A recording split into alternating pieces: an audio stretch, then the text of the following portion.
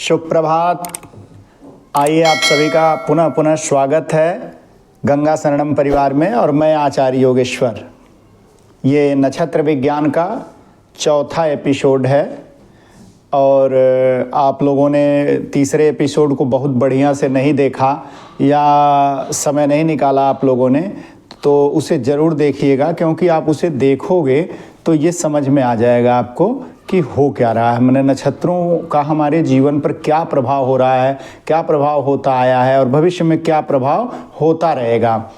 तो अपने अपनी डायरी कलम निकालिए, लिखना शुरू करिए और मैं आपको लेके चलता हूँ नक्षत्र विज्ञान में। तो पीछे हमने जो चौथे प्रकरण के एपिसोड के लिए कहा था, उसमें प्रकरण ये था कि मानव जीवन में मानव के अंगों पर नक्षत्रों का क्या प्रभाव होता है। ये 27 के 27 नक्षत्र हमारे शरीर में, हमारे अंगों पर किस स्थान का प्रतिनिधित्व करते हैं, ये मैं बताने का प्रयास कर रहा हूँ। और ये इतनी महत्वपूर्ण जानकारी है कि आप किस नक्षत्र में पैदा हुए हैं, ये आपको अगर पता है तो आप अपने उस अंग को ठीक कर सकते हैं, या वहाँ अगर कोई समस्या आती है तो आप जो है उस नक्षत्र का पूजन पाठन करवा के, स्वयं करके, उसके जो दान उपदान इत्यादि होते होंगे, तो आप अपनी बीमारियों से, भारी और भयंकर रोगों से निजात पा सकते हैं।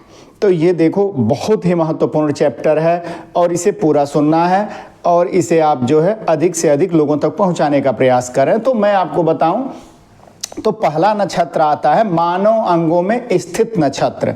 तो पहला नक्षत्र मैंने 2 बार बता दिया है। पहला नक्षत्र क्या है? अश्विनी। अश्विनी नक्षत्र हमारे पैरों के ऊपरी भाग का प्रतिनिधित्व करता है। और दूसरा नक्षत्र आता है भरणी। भरणी हमारे पैरों में तलवों का प्रतिनिधित्व करता है और ये बड़ा महत्वपूर्ण होता है, क्योंकि आप चलते रहते हो, आते रहते हो, जाते रहते हो। अगर यहाँ किसी प्रकार का विकार उत्पन्न हो जाए तो आपकी सारी स्पीड रुक जाएगी। इसलिए अगर कोई दिक्कत होता है तो इन नक्षत्रों का कारण बन सकता है। तो मैं बहुत सहज भाव से समझा रहा हूँ और आशा और विश्वास करता हूँ कि आप लोगों को हमारी बात पसंद आएगी और आप इसे अधिक से अधिक अपने जीवन में समायोजित करने का प्रयास करेंगे। तीसरा नक्षत्र है कृत्तिका। और कृत्तिका हमारे सिर का प्रतिनिधित्व करती है। बहुत महत्वपूर्ण है कृत्तिका, क्योंकि सारा कमाल तो मस्तिष्क से, सिर से ही होना है। तो कृत्तिका नक्षत्र हमारे सिर का प्रतिनिधित्व करता है। रोहिणी नक्षत्र हमारे गालों पर निवास करता है।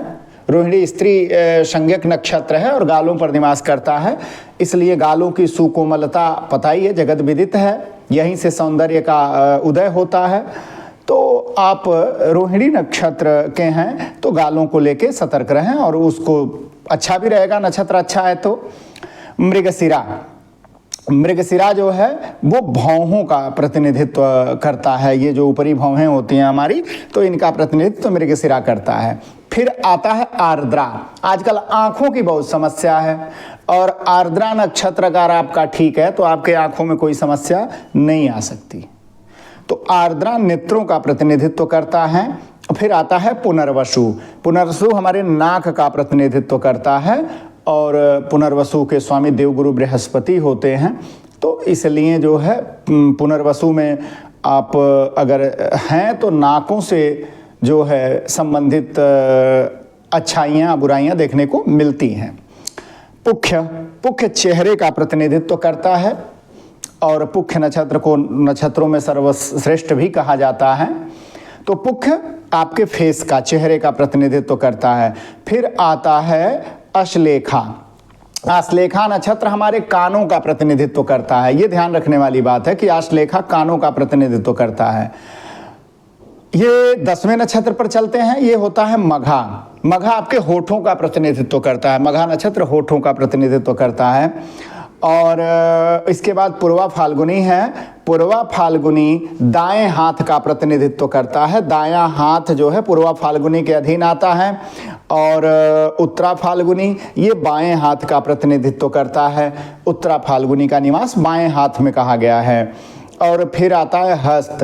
हस्त हमारे अंगुलियों का प्रतिनिधित्व करता है, हस्त नक्षत्र। और फिर आता है चित्रा। चित्रा हमारे ग्रीवा, गर्दन का प्रतिनिधित्व करता है। और इसके बाद आती है स्वाति। स्वाति नक्षत्र हमारे सीने का प्रतिनिधित्व करता है। और इसके बाद आता है विशाखा। विशाखा छाती का प्रतिनिधित्व करता है। इसके बाद आता है अनुराधा। अनुराधा आपके उदर, पेट, लीवर का प्रतिनिधित्व करता है। और ज्येष्ठा। ज्येष्ठा आमाशय का प्रतिनिधित्व करता है। और आमाशय इतना महत्वपूर्ण है कि भोजन को वही पचाता है। और ज्येष्ठा के स्वामी देवराज इंद्र हैं, इसलिए वेदों इत्यादि में इंद्र को यज्ञों का अधिपति देवता कहा गया है, स्वामी कहा गया है। तो आप देखेंगे कि ज्येष्ठा नक्षत्र का प्रभाव, तो ज्येष्ठा अगर गड़बड़ होता है आपके खान पान से तो आपको आमाशय में घाव इत्यादि, अल्सर, कैंसर इत्यादि रोग उत्पन्न होते हैं। तो इनको ठीक रखना बहुत आवश्यक होता है। फिर आता है मूल। मूल नक्षत्र कोख का प्रतिनिधित्व करता है, जहाँ से कुक्ष, कुक्ष प्रदेश, कुक्ष पुरुषों में भी होता है, स्त्रियों में होता है, पर स्त्रियों का विशेष इसलिए होता है कि उनसे प्रजनन के स्वरूप बच्चों का नया जन्म होता है, नए जीव का निर्माण होता है कुक्ष से। इसलिए अगर स्त्री में अगर मूल नक्षत्र में कहीं कोई गड़बड़ी हो रही है कुक्ष में, तो अपने मूल नक्षत्र को ठीक कराएं। पूर्वाखाड़ा। पूर्वाखाड़ा पीठ में निवास करता है। और आजकल हमारा खान पान, उठना बैठना रहना ऐसा हो गया है कि लगभग लोगों के पीठ में दर्द रहता ही रहता है। तो पीठ में दर्द रहता है, इसलिए अगर दर्द है तो पूर्वाखाड़ा को ठीक कराओ, आराम मिलेगा बिल्कुल, क्योंकि वो पीठ में निवास करता है। उत्तराखाड़ा हमारी रीढ़ की हड्डी में निवास करता है। और इसके लिए अगर कहीं यहाँ समस्या आ रही हो तो आप हर हाल में जो है उत्तराखाड़ा को ठीक कराएं। और उसके बाद आता है श्रवण।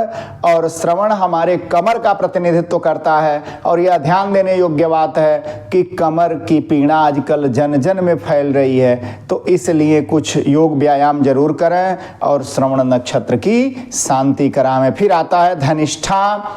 और धनिष्ठा गुदा का प्रतिनिधित्व करता है, पिछले हिस्से का, कमर से नीचे पिछले हिस्से का प्रतिनिधित्व करता है। और अगर धनिष्ठा गड़बड़ है तो बावसीर, भगंदर, मस्से या बैक पेन इत्यादि की शिकायतें बनती ही बनती हैं। और इसके बाद जो है आप आते हैं शतभिखा में। शतभिखा नक्षत्र जो है हमारे दाहिने जंघे का प्रतिनिधित्व करता है। और उसके बाद आता है पूर्वा भाद्रपदा। पूर्वा भाद्रपदा हमारे बाएं जंघे का प्रतिनिधित्व करता है। फिर आता है उत्तरा भाद्रपद। और उत्तराभाद्र पर हमारी पिंडलियों का प्रतिनिधित्व करता है। और फिर आता है रेवती। और रेवती नक्षत्र हमारे टखने, घुटने का प्रतिनिधित्व करता है। तो मित्रों, ये 27 नक्षत्रों का हमारे मानव अंगों पर कहाँ कहाँ निवास है, ये मैंने बताने का प्रयास किया है। और ये ध्यान दें कि आपका जन्म नक्षत्र क्या है, ये पहले आप सोच लेंगे। वो मैं आगे बता चुका हूं, आपको पिछली वाली वीडियो देखना पड़ेगा तो समझ में आ जाएगा। मैंने चूंकि एक एक अक्षर का मैंने प्रयोग किया है, तो आप जब ये समझ जाओ कि आपका जन्म नक्षत्र क्या, आपका नाम क्या है, तो उससे आपका जन्म नक्षत्र आ जाएगा। जन्म नक्षत्र क्या है तो वो किस अंग पर है, वो इस वीडियो से पता लग गया आपको।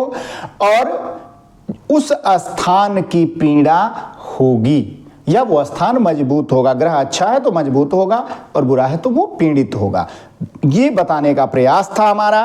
तो ये आज का सबसे महत्वपूर्ण पार्ट रहा। अगले पार्ट में हम क्या लेके आते हैं कि नक्षत्रों का देखना। जैसे नक्षत्रों के क्या होते हैं कि नक्षत्रों में अंधा, बहरा, दृष्टि, तो ये सब चीजें जो हैं नक्षत्रों की आती हैं। तो चलो मैं बताता हूं आपको, आप इसको जो है चाहें तो इसी वीडियो में मैं बोल देता हूं, आप सुन लें। थोड़ी सी लंबी होगी वीडियो, पर पूरा देखेंगे तो ये लगे हाथ मैं बता देता हूं। जिस प्रकार मानव अंगों में नक्षत्रों का प्रभाव है जो मैंने आपको बता दिया, उसी प्रकार नक्षत्रों के अपने नेत्र भी होते हैं। तो ये महत्वपूर्ण जानकारी ये भी है, जैसे जिसमें कुछ नक्षत्र कम होते हैं और कुछ काने और कुछ अंधे होते हैं, कुछ ठीक ज्योति वाले होते हैं। नक्षत्रों का इस प्रकार का वर्गीकरण ज्यादातर जो प्रश्न लोग पूछते हैं कि महाराज जी मेरे घर ये सामान गायब हो गया है, चाहे आप ज्योतिषी से, आचार्य से पूछते हैं, मेरा ये सामान चोरी हो गया है, मेरा पशु चोरी हो गया है, मेरा जेवर चोरी हो गया है, मेरी नाव चोरी हो गई है। हमारे पास तो कई लोग ऐसे पूछते हैं, देख मेरी नाव खुल गई है, बताएं मिलेगी कि नहीं मिलेगी। वाहन चोरी हो गया है, मिलेगा कि नहीं मिलेगा। और बहुएं बेटियां पूछती हैं कि भाई मेरा तो ये कान का चोरी हो गया है जी, मेरा तो गले का हार चोरी हो गया है, मेरा मंगलसूत्र चोरी हो गया, तो महाराज जी कैसे मिलेगा। ये महत्वपूर्ण जानकारी है और ये जानना बहुत जरूरी है कि कैसे मिलेगा। तो इसमें जो है क्या होता है कि जैसे वस्तु की चोरी हो गई, तो इसमें प्रश्न बहुत उपयोगी होता है। जिस दिन वस्तु चोरी हुई है और उस दिन देखना चाहिए, आप सबसे पहले ज्योतिषी को या विद्यार्थी जो ज्योतिष पढ़ रहे हैं या लिख रहे हैं वो जान लें कि उस दिन सबसे पहले आप ये देखिए कि उस दिन कौन सा नक्षत्र है। यदि उस दिन सुवक्षी माने सुंदर देखने वाला अर्थात पूरा देखने वाला नक्षत्रों में से कोई भी नक्षत्र है तो चोरी गई वस्तु नहीं मिलती है, चाहे कुछ भी कर लिया जाए। और यदि अन्य किसी भी प्रकार का नक्षत्र है उस दिन तो चुराई गई वस्तु प्रयत्न करने पर वापस मिल जाती है। और यदि अन्य किसी प्रकार का नक्षत्र उस दिन सुवक्षी वाले नक्षत्रों में भी संभवतः कोई वस्तु मिल सकती है, लेकिन ध्यान ये देना है कि पूर्ण ज्योति में चौर्य क्रिया अधिक गति से और अधिक सफलता से हो पाती है। चौर्य अर्थात चोरी इसलिए मिलने की संभावना कम रहती है। तो सुवक्षी नक्षत्र माने जिसमें चोरी हो जाए और न मिले, तो वो नक्षत्र नोट कर लो आप लोग, ध्यान रखो। कृतिका, पुनर्वसु, पूर्वा फाल्गुनी, स्वाति, श्रवण, मूल और उत्तरा फाल्गुनी, इन नक्षत्रों में अगर आपकी वस्तु चोरी हुई है तो मिलने की संभावना बहुत कम है। और थोड़ी दृष्टि वाले नक्षत्रों में आते हैं धनिष्ठा, पूर्वाखाड़ा, उत्तरा फाल्गुनी, रोहिणी, पुख्य, रेवती और विशाखा। इनमें वस्तु चोरी हुई है तो 60% मिलने की संभावना होती है। और काने नक्षत्र हस्त, अनुराधा, उत्तराखाढ़ा, सतभिका, अश्वनी, मृगशिरा और आश्लेखा, इसमें अगर वस्तु चोरी होती है तो आपके आसपास ही रहती है, घर में रहती है या घर के आसपास, पास पड़ोस या गांव की सीमा के अंदर ही लगभग ये वस्तुएं मिल जाती हैं। अंधे नक्षत्र ज्येष्ठा, पूर्वा भाद्रपदा, भरणी, आर्द्रा, मघा और चित्रा, ये वो नक्षत्र हैं जिसमें अगर आपकी वस्तु चोरी हुई है तो 100% मिलने की संभावना है। और वो वस्तु ज़्यादा दूर नहीं जा पाती है, ज़्यादा दूर गई भी हो तो वापस आपको मिलती ही मिलती है। तो ये बहुत महत्वपूर्ण जानकारी है। और बाकी हम पहले ही आपको बता चुके हैं कि नक्षत्रों का फल उनके स्वामियों द्वारा ही प्रदान किया जाता है। तो यहाँ तक आपने जान लिया नक्षत्र प्रकरण में। और नक्षत्र विज्ञान में आगे हम जो विशिष्ट जानकारी आप लोगों को देंगे वो है नक्षत्रों का कारक तत्व। नक्षत्र में उत्पन्न हुआ व्यक्ति क्या क्या कार्यों में जा सकता है, किस किस में उसका मन लग सकता है, तो ये महत्वपूर्ण जानकारी मैं लेके आऊँगा। ये ध्यान रखना कि उत्तरोत्तर जैसे जैसे आप बढ़ रहे हैं आगे, वैसे वैसे जानकारी महत्वपूर्ण होती जा रही है और फलित जानकारी की तरफ आप बढ़ रहे हैं, तो बहुत महत्वपूर्ण है। और आज के लिए बस इतना ही। 5वें एपिसोड पुनः आपसे मिलते हैं और अच्छे तरीके से फिर नया लेके नक्षत्रों का कारक तत्व के साथ। तब तक के लिए जो है इस वीडियो को पूरा देखिए और रिपीट करके देखिए, नोट कर लीजिए, ये जीवन के महत्वपूर्ण पार्ट हैं। और समस्त विद्वत बंधुओं से निवेदन है कि अधिक से अधिक देखें और छात्रों तक, परिवार तक इसे पहुंचाने का प्रयास करें। जय सिया राम। आप सबको बहुत बहुत धन्यवाद गंगा शरणम परिवार से जुड़े रहने के लिए। जय श्री राम।